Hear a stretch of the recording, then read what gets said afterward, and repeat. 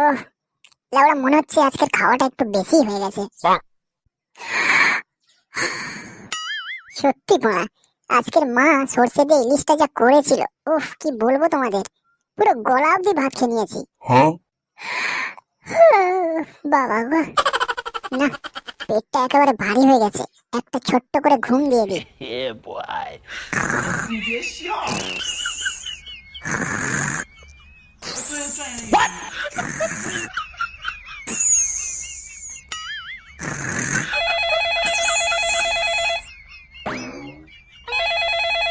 ভাবলাম ভাত টাত খেয়ে আর একটু ছোট্ট করে ঘুম মারবো, কোনখানকার ছেলে এই ঘুমের সময় ডিস্টার্ব করছে কি জানি।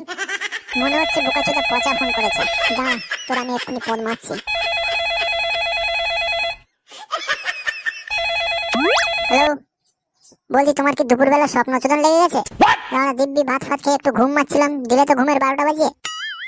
না আসলে বাড়িতে কেউ নেই তো, তাই ফোন করেছিলাম তোমাকে আসার জন্য। বলো কি গো, তার মানে বাড়ি পুরো ফাঁকা? আরে বড়, এ তো চৈত্র সেল লেগে গেছে। দাঁড়াও আসছি এক্ষুনি।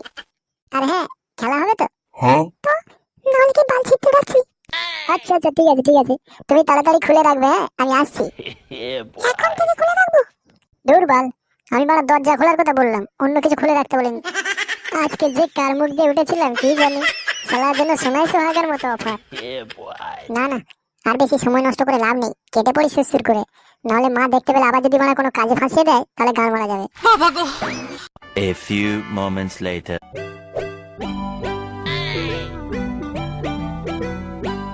কি রে, এই ভর দুপুরবেলা আবার কোথায় বেরোচ্ছিস? ওই ভাতটা খেয়ে না একটু গ্যাস মতো হয়ে গেছে বাবা, ওই জন্য দোকানে যাচ্ছি একটা ইনো কিনতে। বললে তো তোরা আর কথা শুনবি না, যখন না তোদের নিজের কিছু হবে। কতবার করে মানা বলেছি যে ভাত খাওয়ার পরে একটু বেশি করে জল খাবি, না হলে গ্যাস হবে। নে এখন বস ঠালা, যা যা শিগগির গিয়ে ইনোটা কিনে নিয়ে আয়।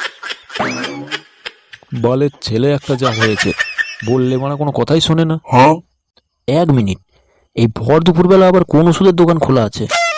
ও আচ্ছা, এবারে বুঝতে পেরেছি, বোকাচোদা আবার এই ভর দুপুরে গিয়ে ক্লাবে বন্ধুদের সঙ্গে মদ খাবে মনে হয়। শালা আজকেরও যদি মালকে ঘরে ঢোকে, ঘাড় ধাক্কা দিয়ে বের করে দেবো, আর কোনোদিন ঘরে তুলবো না শালা।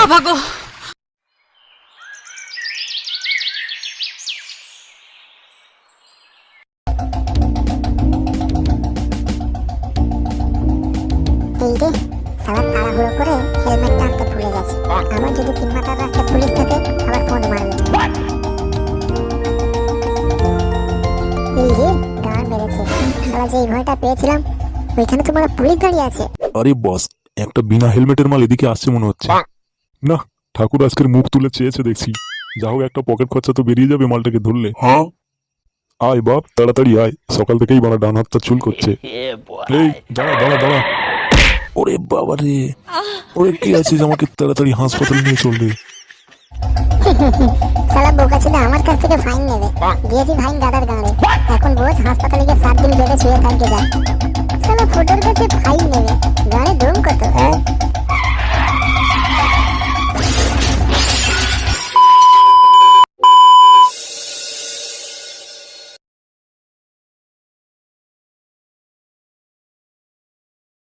যাক বাবা, মোটামুটি কিছু হয়নি দেখছি। এটা কিরকম হলো? এত বড় বড় অ্যাক্সিডেন্ট হলো আর আমার কিচ্ছু হলো না কেন? হাত পায়ে কোনো চোট লাগেনি, কোথাও রক্ত ভক্ত বেরোয়নি, ব্যাপারটা কি? গান মেরেছে, এটা আবার কে?